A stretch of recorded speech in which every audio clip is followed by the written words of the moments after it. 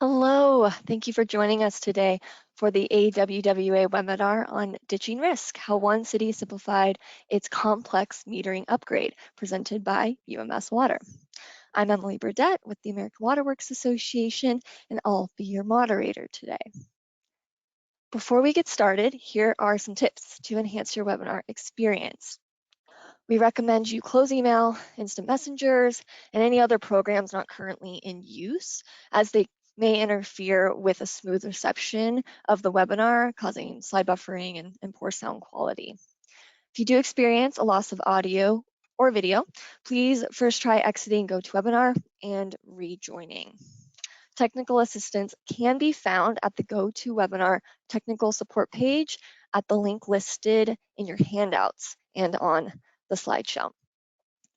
I also need to inform you that the mention of specific products or services in this webinar does not represent AWWA endorsement. AWWA does not endorse or approve products or services. We will hold an audience Q&A following the presentation, so feel free to submit a question at any time throughout this broadcast by using the question pane in the lower left-hand corner of your screen. Please include which presenter your question is directed towards. That will really help us out. We'll try our best to answer as many of your questions as we can during the live broadcast. We have a great program in store for you today, and I'm pleased to introduce our distinguished panel of experts. Jacob Jasperson, Senior Advisor at UMS, and Jackie Baumann, Chief Engineer for the City of Gonzales. Jacob Jasperson is going to kick things off for us. As Senior Advisor for UMS, Jacob works with utilities and municipalities to help them identify their business objective needs and implement the solution that provides the best resolutions for their needs. He has worked in the municipal utility industry for over 12 years, working for both meter technology manufacturers as well as system integrators and consultants.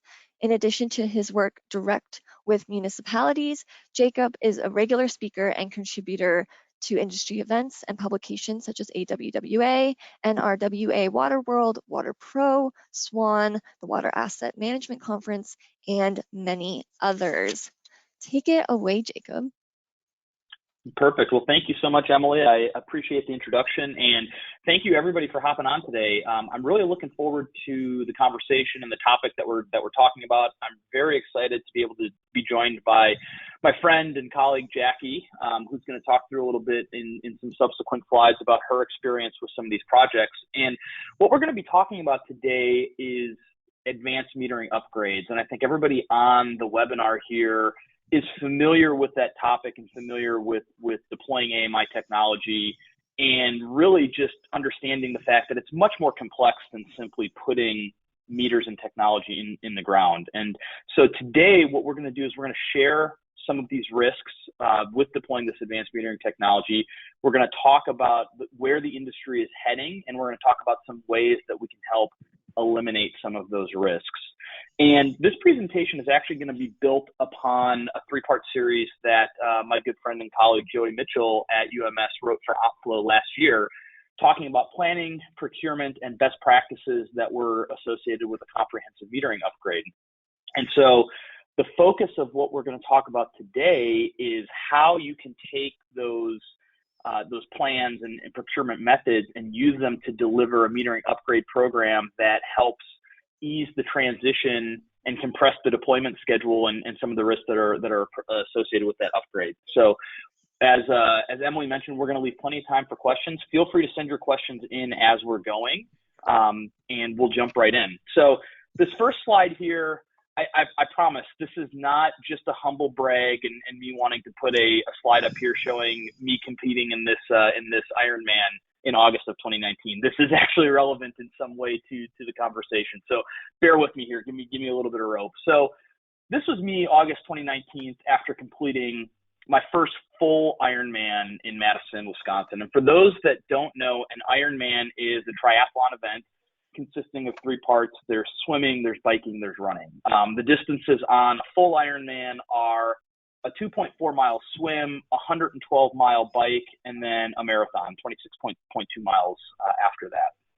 So why am I showing you this? Well, it relates to the concept and the topic of planning, because if you look at this picture, what did I do to get to this point? Did I just buy the gear, purchase the medal, and then take a picture across the finish line and hope nobody would actually ask about my Ironman experience? No, I didn't do that, although it certainly would have been easier. But there was a lot of hard work that went into preparing and training for this event. The other thing I didn't do is I didn't just show up that day and run the race, right? I didn't decide on a Friday, hey, I think I'm going to run this Ironman race on a Sunday.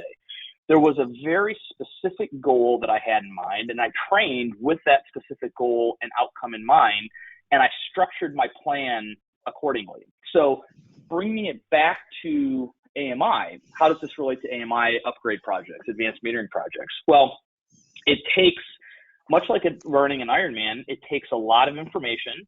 And it's information that at the time I really didn't understand or have a desire to understand previously. You know, things like workout, nutrition, rest, recovery, and months of planning, preparing, and training. And so, you know, when I think about all the different things that I needed to track as I was preparing for this Ironman, it was all information, again, that I didn't really understand previously. Now, in a lot of cases, this relates to an AMI project where we talk about things like information overload, right? There's so much data coming in, all of it's complex, all of it's important. And so you get into this analysis paralysis situation where you just don't even know where to look. You don't know how to look at the data. You don't know what the next steps are. And you don't know really where to go from here. Now, is this all information that I could have collected, analyzed, and structured my workouts myself with? Maybe, it's possible. However, I can tell you that had I taken all of this information, all these different inputs, and tried to analyze it and figure out what it meant myself, it would have taken me much longer to get to the point where I felt comfortable to run an Ironman. And in reality, the performance that I did likely wouldn't have been as good. And this is very similar to an AMI project, right? If you are looking at all of this data by yourself, kind of in a silo, and you're not leveraging the information that, or the expertise from other people, you can get there, absolutely. But in many cases, it's going to take you a lot longer, and you might not get the benefit out of it that you want. So what did I do? I hired an expert. I hired a coach that would help me cut through all the noise and cut through all the data. And the outcome of that was a clearly structured plan that told me exactly what I needed to do, when I needed to do it, and what the output of that should be. And so how does this, again, bringing it, I promised you this did relate to AMI deployments, right? So bringing it back to an AMI deployment, really the key takeaway with this is preparation is key for any type of project that's going to require this amount of time and resources and attention devoted to it. And it helps to work with a strong partner that has been there, done that before. So let's talk about metering projects today. You know, if you think about the metering project like a car, the question that I would have for the audience here is, would you rather buy a car that's already assembled or one that looks like this? And I think for most people in the audience, the answer is we'd rather buy a car that's already assembled. I don't want to have to put all of this together myself. Well, the challenge is metering projects, advanced metering projects today are a lot like this. There's many different parts and pieces, and a utility can't just run down to a dealership and purchase an AMI program. There's a considerable amount of time and effort that's required to customizing and configuring the advanced metering program to your specific needs. And the reality is that a program, much like a car, that's properly designed and created specifically for your needs will be expensive. And it's going to take a lot of time to build, and it's going to take somebody that has a specific expertise on how to build it. So let's talk about advanced metering projects for a second, and just to make sure that everybody's kind of on the same page, let's just define what that is. And really, when we talk about an advanced metering program, we're really talking about a water meter and technology solution that helps to automate and increase the data available to utilities and municipalities, and then in many cases provide that information back to their end customers. So on the surface, that sounds pretty straightforward, right? Why are those projects so complex, or why are these projects so complex? Well, if you think about it, this is really 3 projects wrapped up into one.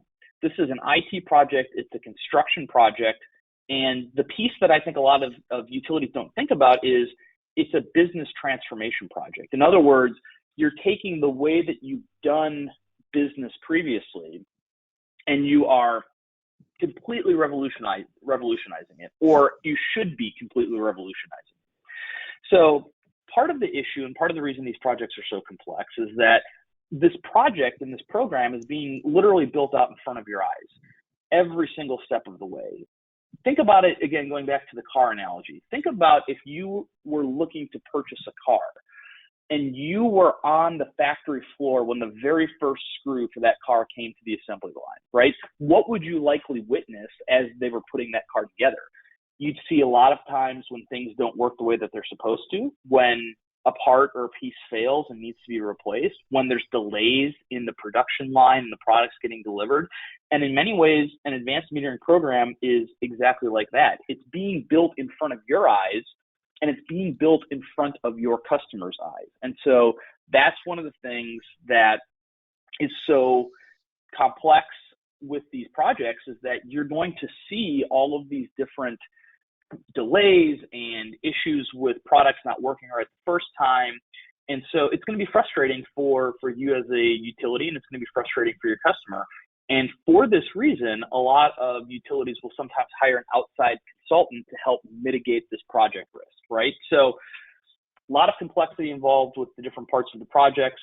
Technical components, right? We talked a little bit about what's all involved in the technical output of an advanced metering program. And then it's expensive. And the expense is often compounded by the fact that you need to hire some of these outside consultants to help mitigate some of that product risk. So one of the biggest hurdles that we often see with these advanced metering projects is money and budget. So if we think about why, again, just reiterating why these AMI projects tend to be complex, there's a lot of different stakeholders within the utility involved. And what I mean by that is, if you think back to when we as municipalities were buying manual or touch read meters, well, who was generally the decision maker on those purchases? It was normally the meter shop manager, because it really didn't impact any other department within the city. Fast forward to AMR, and now you've got a situation where you've got an integration that into a billing system that impacts the billing department. So there's more people involved in the decision-making process, a longer decision-making process. Fast forward to advanced metering projects, and now you've got integrations to GIS, CIS, SCADA, customer portals, multiple departments that are involved, multiple stakeholders involved. And so what ends up happening is the cost for the project goes up, and as the cost goes up, so does the level of scrutiny that these projects are under, leading to more people involved and additional delays. And just as a visual example of kind of what that looks like, this is just a high-level example of all the different systems that are required from an integration standpoint with an advanced metering project, many of which, by the way, don't have that out-of-the-box integration or will require some degree of customization depending on how your city or municipality is using it. What does all this mean? Well, all of this means there's complexity with these projects. That's compounded by the fact that there's no single company in the marketplace today that provides all of the different products and services required to do a full AMI project. And if you look at this is a very basic example of all the things that are involved. But even if you just look at this basic example of all the things that are involved and who does what, there's a lot of vendors that don't historically communicate with each other. And so because of that, these AMI projects tend to be constructed with multiple vendors using multiple products and services. And many of these products and services are procured in a different way. For example, how you procure a water meter might not be the same way that you procure an installation contract or a customer portal or financing, for example, if you need to finance the project. And so what all that leads to is looking at these projects as more of a procurement discussion rather than a technical discussion. And what I mean by that is, if we think about historically how we've procured these advanced metering projects, what's happened is the procurement group has driven the strategy for how we can acquire these products. And the reality is, we almost need to flip that notion on its head if we're looking at how do we make this the most efficient, most effective project that it can possibly be. And we need to start thinking about how do we get the products or services that we need and procure that way versus having procurement drive it the other way around. So really, the net or takeaway from here is, think about how you're going to buy these products first, and then start having that conversation with key stakeholders from procurement, finance, legal, all the different departments that are going to be involved. Start having that conversation up front so that you can plan for what the appropriate strategy is. Because really, when we think about it, there's a number of different ways that we can procure products. You know, you've got your traditional bid for things like meter supply or sole source technology supply. You've got your RFP, which has traditionally been the avenue of choice for most of us as we've been procuring these advanced metering projects. And so many utilities have a tendency to think that the way we've always bought this technology is the only method of procurement that we can use. And I would challenge you to kind of look at some of the other ways that you're procuring projects, maybe not specifically in the water department, but throughout your utility and throughout your city. Look at all the different ways that you can procure these projects, and think about, is there a way that I could use that in my advanced metering project? So let's transition briefly, and we're going to talk for just a couple of minutes here on what it is that we're talking about with metering upgrades. And so if we think about what's all involved in a metering upgrade, there's obviously the meter component, right? The water meter component, the transmitter, the reading network, customer portal, if that's something that you're providing to your constituents, a customer portal, and then the software piece. Again, we've hit on all the complexities with all this before, but the bottom line, if we think about these metering projects, is that today, in order to expedite all the benefits that you're getting from an AMI system, a lot of utilities are upgrading all of their meters and all of their transmitters at the same time. Now, for those of you that have been in the industry for a while, and I've been in the industry here for now going on 12 years, I remember when I started in the industry for a manufacturer, that was not the norm. Most metering programs were replacing meters on a per year basis, meaning they were doing maybe 10, maybe 15, maybe 20% of their meters each year, just enough to kind of get out ahead of these failing or slowing down meters. And so, and the reason for that is because it was just too risky to think about replacing all of these meters at once. And the benefit that you would get out of replacing all the meters at once wasn't necessarily worth the risk that was associated with it. And I remember very early in my career, I was working with a large utility that did a complete change out of everything and moved to AMR. So they went from flat rate billing to AMR, and they did it in a 3 to 4 year deployment. And this is a utility that has hundreds of thousands of services. And I remember about 3 or 4 years after they did that, I was talking to the superintendent, and he said they would never do that again because of all of the different risks and costs associated with it.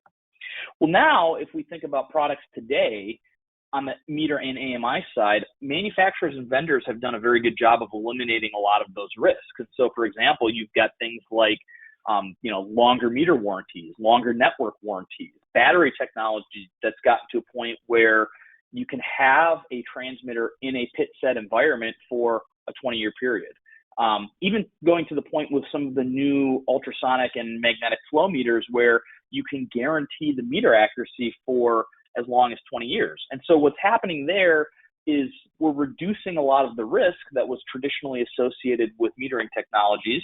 And so because of that, there's more of a benefit to do an en masse change out and change everything out all at once. And so if we think about trends in the industry, I would argue that that is going to be a norm in the very near future, where utilities are going to start changing out all of their meters all at once rather than trying to do it piecemeal. And so just kind of breaking this metering upgrade apart, in a couple of different pieces. So we talk about software complexity, right? It wasn't that long ago that on-premise software was the norm. There weren't cloud-based software solutions. And what we found is that maintaining that software was very complex. It required a lot of strong IT skills, and it was a major risk to the overall program. And so what manufacturers started doing is delivering this concept of software as a service. Now, for those of you that have been in the industry for as long as I have, you'll remember the early days with the transition from on-premise software to software as a service. It wasn't necessarily an easy sell to a lot of utilities. There was a lot of pushback. Customers felt like their data was safer at the utility. They wanted to make sure that they owned that data and somebody else didn't own it. And they wanted to leverage the investments that they've already made in their IT infrastructure. But what software developers did throughout the course of a couple of years is they really started to educate the constituents or the municipalities on what's all included in software as a service versus on-premise software. So if you think about traditional software, on-premise software, who's controlling all of the servers, storage, networking, data? That's all managed by the utility. When we transition to software as a service, now you're having somebody else manage all of that information, and you're simply paying for the access to the data. And at the end of the day, most utilities only want access to the data. And so over the course of several years, as software developers were really pushing the SaaS model, there was a shift in the industry. And now I would argue that software as a service is probably the primary way that most utilities purchase their meter data management software. Same thing on the network side. What we're seeing now as a trend in the industry is we're seeing a lot of utilities and municipalities look at all of the network infrastructure that's associated with reading a water meter or reading that meter information, and they're saying, I don't necessarily want to manage or maintain that reading network. I would rather have somebody else manage or maintain it for me. And so we're seeing a trend in the industry with a lot of manufacturers moving to, or at least providing as an option, this network as a service, where the utility or the municipality doesn't have to worry about installing or maintaining data collectors, infrastructure points, collection devices. All they're simply doing is paying for the information. And so I think everybody can kind of see where I'm going with this one. So we've kind of made the transition from software as a service to network as a service. The next logical step is going to something like metering as a service. And so, the question that I would ask the group here is, if your utility could subscribe to service level agreements similar to how they do in the software as a service and network as a service approach, and you could guarantee 100% accurate meter reads, interval read data, the reduction in the need to reread a meter by 98%, lock in pricing without pricing increases for 10, 15, 20 years of the contract, and if the service provider didn't produce that desired outcome, you could cancel. How many people would subscribe to that type of a model? I think a lot of people would. And what we're seeing as a trend, again, in the industry is this movement towards metering as a service. And we'll talk a little bit about what some of what's all included in the as a service model. But what I think you'll see as we go through it is it's not a new or revolutionary way to purchase products in this space. There's a lot of utilities that are already using this model in other areas of the city or the municipality, and they just may not know it. So when we talk about metering as a service, I think the number one thing to think about when you're thinking of metering as a service is you're buying outcomes, you're not necessarily buying products. And so that's, if you can take one thing away from this presentation, you're buying outcomes, you're not necessarily buying products. And so why would you want to do that? Well, as we talked about at the very beginning of the presentation, there's a lot of risk that's associated with AMI projects. And generally, when you're acquiring the products, most of that risk tends to fall to the utility. So if something were to go wrong with the project, say a premature failure or products or services not working the way that they were sold to you as a municipality, in the traditional procurement process, all of that risk falls to the utility. And so what course of action do you have if you want to, come back from something like that? Well, you could try to go back and get some sort of compensation from the vendor or the manufacturer. That's generally done through, a prolonged legal process that could take years and also a substantial amount of money. If you think about services contracts, almost every single service contract has the ability to cancel for, no particular reason. And so you have no upfront cost, which eliminates, the risk of having a huge chunk of money deployed out of the gate that you're not going to get back. You have service level agreements that have specific requirements for product performance, and you don't pay for products or services that aren't operable in the system. Additionally, the as-a-service model allows you as a utility to take full advantage on day one of benefits of an advanced metering program without having to deploy capital to do it. And so what that means, for you finance folks in the room, no negative impact to your bond or your credit rating. It allows you to go and deploy that capital for other projects that you're looking to deploy. And even as important is it gives you the predictable monthly budget of how much am I going to be spending in not just year one, but also years 8, 9, 10, 15, 20. You have a firm budget number of what you're going to be spending each year for your metering program. And so all of that boils down to a simpler, more streamlined way to deploy what has traditionally been a complex and expensive project. And so if you just kind of look at the difference here between the traditional approach and the metering as a service, we've talked ad nauseum about all the different parts and pieces that go into a metering program, doing it yourself, identifying, evaluating, procuring all of these different pieces, versus the as a service model where you have a single subscription, you pay one vendor to install, integrate, deploy, and maintain that advanced metering program for your entire service area. And so on that note, what I'd like to do is I'd like to turn it over to Jackie, who's going to talk about her specific experience in the City of Gonzales deploying this type of program. And Jackie's got a great resume here. She's the professional civil engineer at the City of Gonzales. She graduated from Louisiana State University in 2000 and began her career designing residential and commercial developments. Jackie then transitioned from private design work to municipal project management, and for the past 12 years has been the City of Gonzales chief engineer managing the municipal stormwater, drinking water, wastewater, natural gas, municipal building, disaster recovery, and roadway infrastructure projects. She sounds like she's got a ton of spare time on her hand. And in her spare time, she additionally serves on numerous committees representing Gonzales and works to improve the environmental health, roadway safety, utilities, and economic development within the city. So Jackie, I'm going to throw it over to you. Thank you, Jacob. It is an honor to be here today and share a little bit about our project. Before I jump into the first slide, I'd like to share a little bit about Gonzales.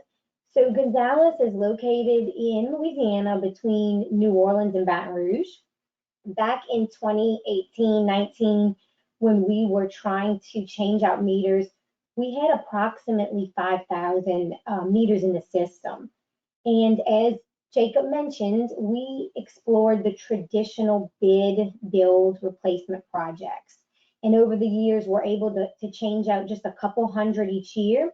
And in this project in 2019, we had approximately 500 meters being bid for replacement. So at that time, UMS won the low bid, and we changed out our 500 meters, but then we're presented with this option. So this netAMP solution really was not something that the city even was aware was an option. And being presented a 10-year lease style agreement, a turnkey project, something to have a partner involved, helping us to tackle this tremendous project, like Jacob's car picture and all the parts. We just didn't know where to start. So we entered into this agreement, and I'd like to take a look at the challenges on our next slide, because everyone in the room, if you have any experience with operating a utility of any type, you can probably relate to this slide. So we fought with a mix of meter types. We had manual meters, we had some drive-by, radio read meters, and just a hodgepodge of infrastructure that had been changed in pieces and parts over our history. We were plagued with meter reading challenges. We live in South Louisiana. We are continuously dealing with flooding, which prevented us from accessing those manual meters where standing water may stay in place for days, sometimes longer than days, even weeks.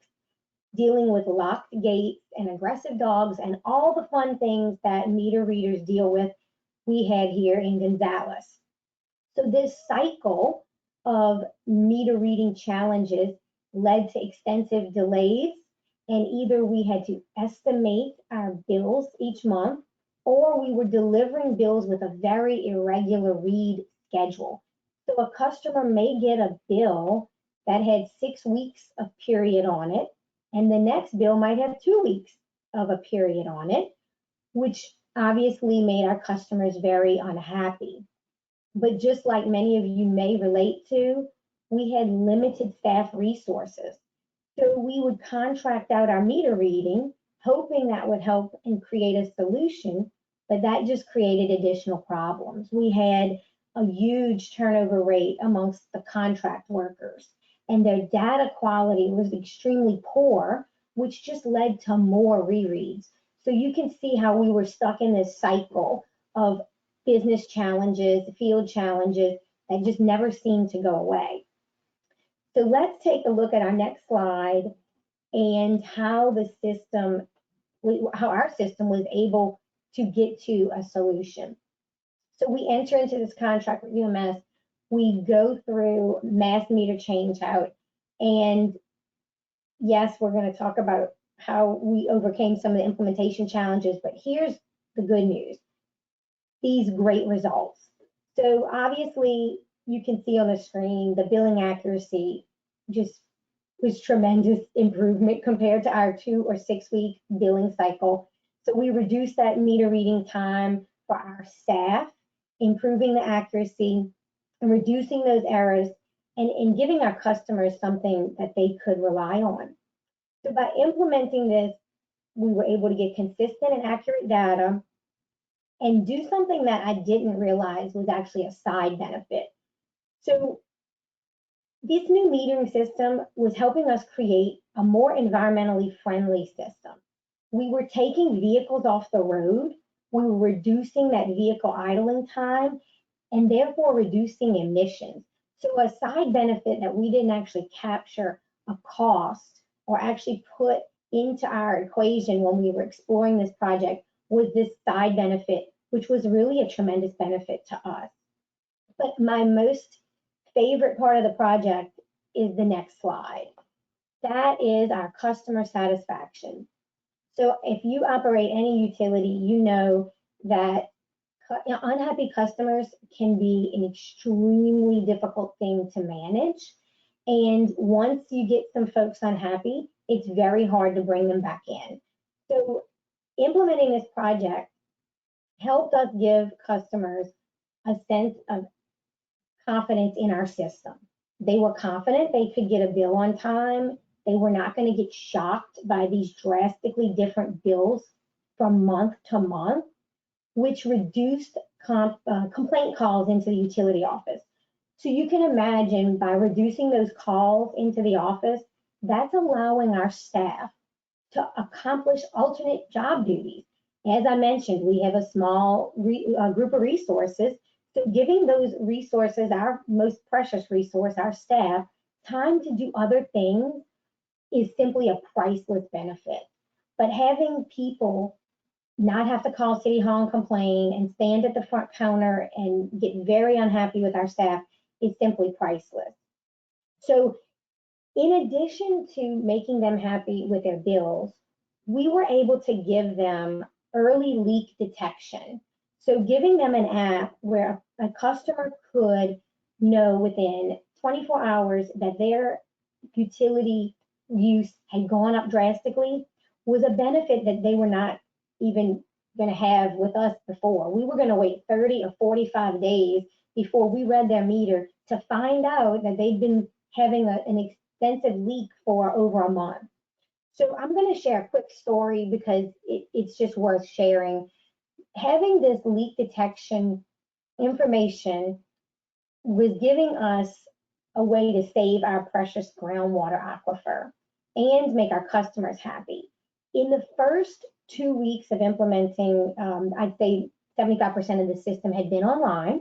Our utility staff had gotten in the habit of looking each morning at a leak report.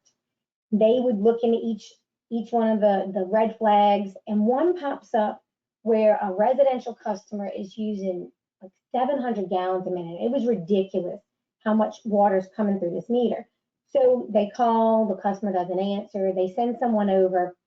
He's got a major supply line and a massive pool that is leaking, and it had ruptured where the water is going right into a canal. So no one knows that this rupture has occurred, and the customer is in Europe. He's in Europe for the next 2 weeks. So if we would have not had a leak detection report where we had a customer account flagged here at City Hall, that water would have been wasted and the customer would have gotten an extremely high bill. So I could tell you in the past 2 years, multiple accounts similar to that, where our leak detection reporting has saved a customer from a massive bill and saved us from wasting water. So I'd like to turn to the next slide and give you the big picture. We upgraded all 5,000 of those endpoints with a fixed monthly subscription back in 2019. Now that project was a mix. We had some full meter changeouts and we had some retrofit to existing endpoints. We were using a Badger system. There's lots of options out there, but that system, we had some Badger radio read and some manual. We changed them all out. And since then, we've grown over the past 2 years. We now have over 5,800 devices, and those have all been continually successfully added to the system. And here's the best part. We were able to pass our monthly fee, which at the time was $525. Obviously, each system's fee is unique to their system, but ours was $525. We passed that on to our customers. And what we did is we rolled out a technology fee, showing the customers they were going to have an accurate bill, and they were going to get something in return, not only an accurate bill, but they were going to have app access to monitor their usage and determine their leaks long before their bill was going to come. So by giving the customer something in exchange for this monthly fee, we had less than a dozen complaints. I think our customers were a little bit unhappy with the previous system, so paying $5 a month to get something that was reliable was a benefit to them, and thus we did not have a lot of complaints. So our council adopted that fee. We passed it on to the customer. They acquired the use of the Eye on Water app, and it was very, very well received. With our lessons learned, I just want to say it takes teamwork, just like any project. Every project you tackle, whether it's a water meter project or building a road, is going to have challenges.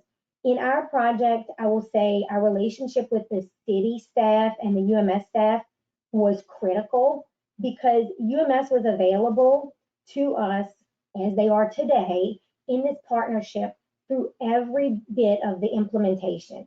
So dealing with the field people and those residents and customers in the field, as well as the software side, our billing department, and all of the players, just like Jacob mentioned, there's so many players involved. All of those folks had to be on the same page, and we had to have a great line of communication. So with the right team, we were able to make this a success. And I'll say, without this project, I cannot imagine dealing with the challenges of COVID. So we had no idea what the future would throw at us, but having this system in place prevented us from really, I don't know how we would have done utility billing and the entire process without this. So that wraps up my summary. I'm going to turn it back over to Jacob. Perfect. And I think I'm going to turn it over to Emily. Sure, let's get into some Q&A. Thank you to everyone who submitted questions. We'll go ahead and look at a few of those. So if our speakers could go ahead and get their cameras on, I will as well. And let's see. All right, so we have Cliff asking a situational. Let's see if we can drill down into that. So Cliff asks, you indicated there would be a way to walk away from a bad vendor if the vendor didn't perform. This really isn't possible because of lack of protocol commonality between vendors, not to mention the lock-in by physical meter. This doesn't seem to play the way you suggest. So could you clarify?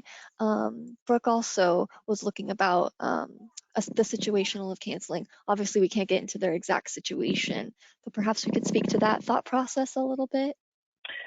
Yeah, I can definitely hit on that at a high level, and then Jackie, I don't know if you want to maybe share some anecdotes as the way that you guys kind of thought about it in Gonzales. But yeah, I think it's a good question, and whenever we talk about canceling, the question invariably comes up, how do you do it? What is the nuts and bolts behind actually canceling? And I think, again, getting back to, the one thing that I kind of wanted people to take away when we talk about metering as a service versus traditional procurement is you're paying for outcomes, you're not paying for products, right? And so when you enter into a services contract, you have a certain number of, or you have a certain expectation of, I want to get X percent read rates, I want to get X percent meter accuracy, I want to get X percent billing reads out within a 3-day window, or whatever the contract looks like. So it's at that point up to the services provider to meet the terms of that contract. And so, at the end of the day, that the products themselves are not necessarily relevant or really, what the important part of the services contract is. It's really all about paying for that outcome. And so when you talk about canceling, when you get into a situation where, let's say hypothetically you get into a situation where the services contract just isn't meeting your need, well then you have the ability to cancel that for no additional fee. You're in pretty much the exact same position that you would be in if you go through a traditional RFP process and you get to the point where, hey, the product of the service isn't working the way that I want it to.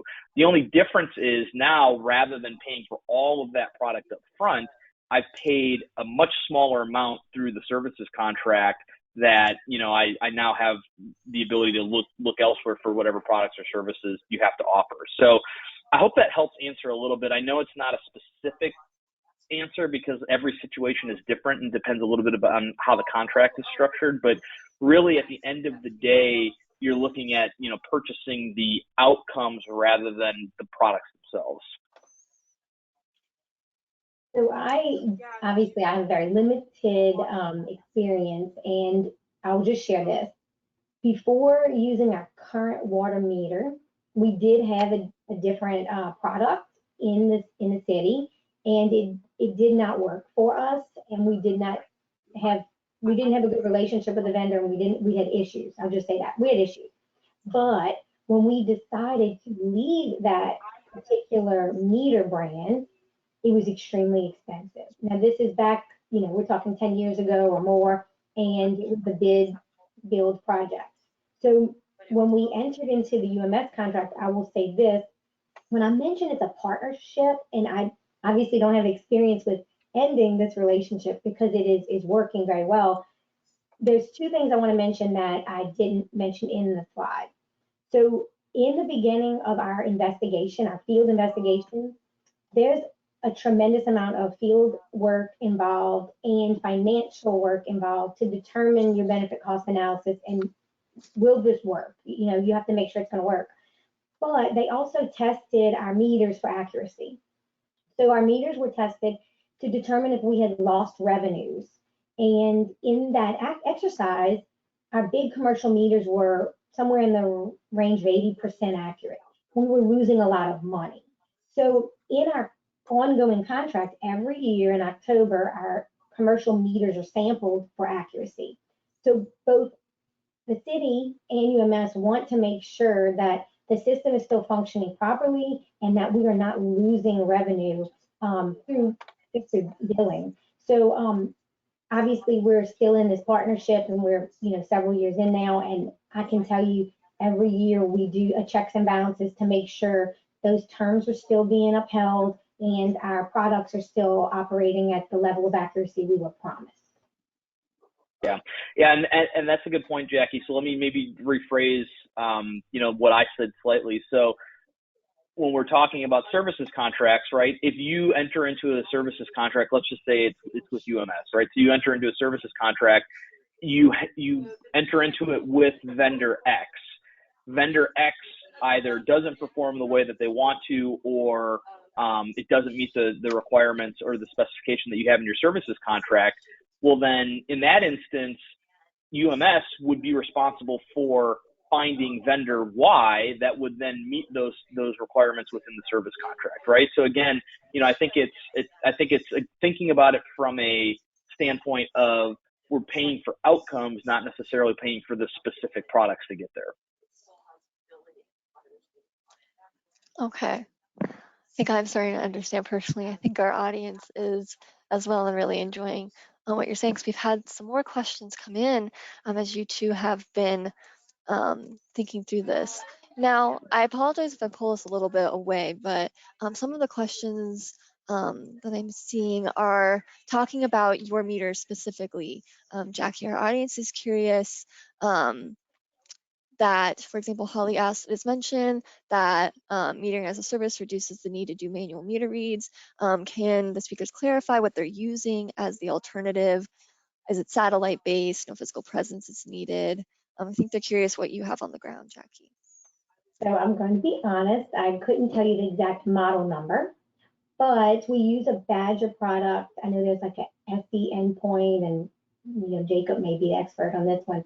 There's different endpoints, but in our case, we have a Badger meter, and that endpoint is to the cloud. Data is to the cloud, and it does go through multiple steps before it gets into our billing software. So that's where the implementation can get tricky, but that data passes all through the cloud. It touches a few different spots before it gets to City Hall, but it does not require us to go to the meters in person for any reason. And that the battery life has, withheld, and we've really had very little work to do on those meters once they're installed and operational. Yeah, and I think if we're thinking about kind of the advanced metering products that are out there in the space today, I would say there's probably two main AMI technologies, right? You have the cellular based, which is kind of what Jackie's talking about, where it communicates back through the existing cellular network into your cloud-based software platform, and then you have what I would call traditional point-to-point or mesh type or star type network, where you've got a data collector, positioned somewhere within the city limits, and then the meters and transmitters are communicating to that data collector, and then it's backhauling that information to a cloud-based system. So those are probably the two main AMI technologies that are most prevalently used today. There are a couple other options out there. The satellite one was mentioned, but I would say the cellular-based and the traditional AMI infrastructure networks are probably the two main ones.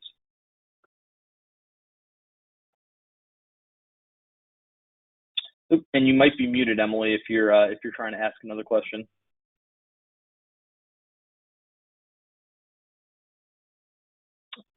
It might still be muted.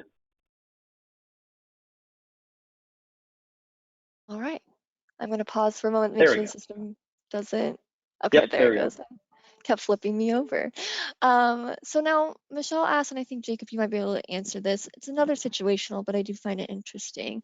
Is there a system size limit that will work with this? She asked, do I have a certain number of users before considering the contract? Yeah, no, it's a great question, Michelle, and I think that again, I don't want to get into too many specifics because each individual contract is different, and it'll depend a little bit on what you all want included in your contract. The short answer to that question is no. There's no size limits either on the lower end or the upper end, right? You don't have to worry about being too small or too large. The caveat that I'll put on that obviously is the variable is going to be that per meter per month charge that Jackie talked about earlier, right? So depending on how big or small your city or your municipality is, that's going to directly impact what that per meter per month charge is going to be. And then there's other things that are included in that, depending on what type of maintenance programs you want to include and things like that. But the short answer to Michelle's question is no. There's really no upper or lower limit for these as-a-service type contracts. And I think we do have a curiosity around that, and perhaps we can do a longer answer, because David specifically asked, is the $5.25 monthly fee in Gonzales all-inclusive meter, transmission, billing software, etc.?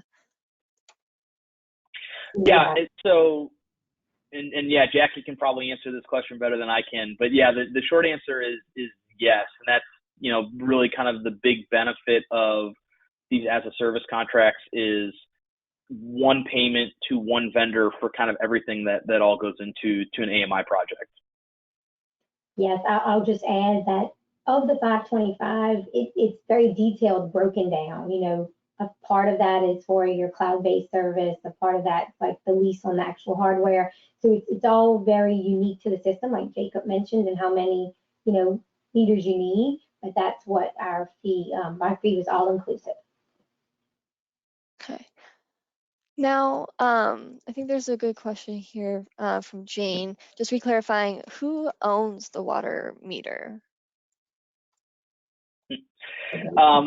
So it's a good question, Jane. I would say I'm going to just give a very nuanced answer as in it depends, right? Because it's very state by state dependent because there's different regulations in each individual state around leasing versus owning, those types of things. So I wish I could give you a one size fits all answer, Jane, but really the answer is it depends. That's fair enough. Of course, every municipality, every city, everyone is different.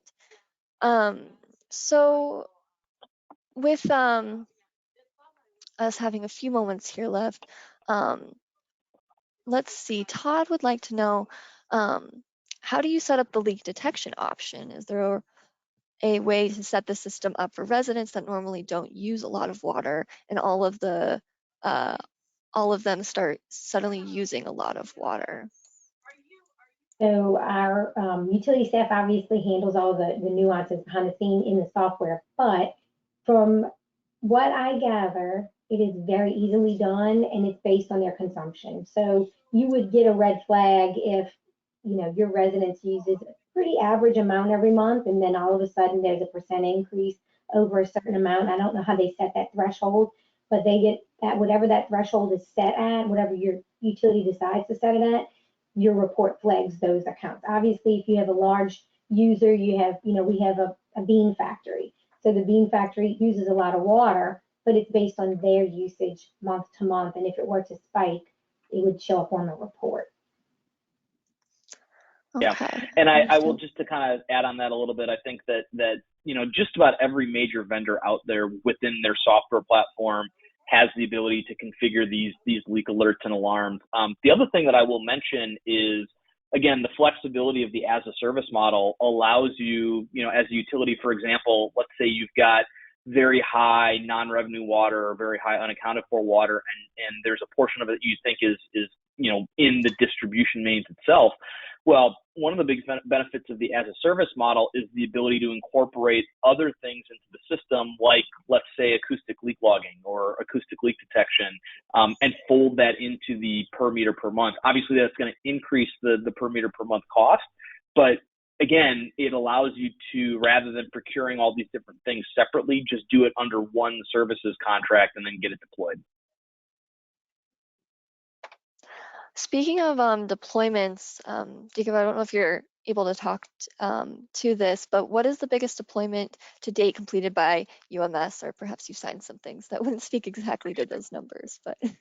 Oh boy, yeah. So we've got a couple of deployments that are in the hundreds of thousands of meters deployed. I can't remember off the top of my head which one is exactly the largest, but we've got a handful of deployments that are 150 to 200,000 services deployed. So we've deployed any number between 1,000 services all the way up to 200,000 services. That is good to know. Now, I think this will be our final question, and again, it might be situational, but Keith was wondering, is there a source to find a meter as a service provider? Yeah, it's a great question, Keith. So there are a number of providers out there that do metering as a service. Obviously, UMS is one of them, but there's others out there. I would encourage you to just go look up metering as a service. You'll find a couple of them that pop up, and just reach out to a number of different providers. I would say don't necessarily just go with the first one you talk to, right? Talk to a couple of different providers and really get a feel for what's all included, how many projects they've done, what their expertise in the space is, and make a determination from there. All right, folks. Well, we are nearing the end of our time here today. So I'm going to go ahead and wrap here. I'd like to thank everyone who submitted questions. We do have a few more, but I'm afraid we are out of time for today. But your questions will be provided to the panel, so they can reach out to those of you who we were unable to get to. Now, as soon as we end the webinar, a window will open up with a quick survey. And we ask that you all please take a few moments to complete the questionnaire, because your feedback is very important to us and helps us improve the webinar programming.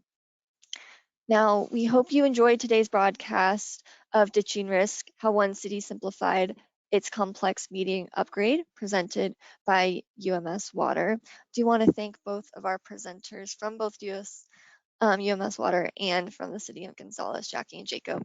Your time today was so appreciated. Now, on behalf of AWWA, I hope that you do participate in that survey. It would very much help us. And until next time, thank you for keeping the water safe and secure.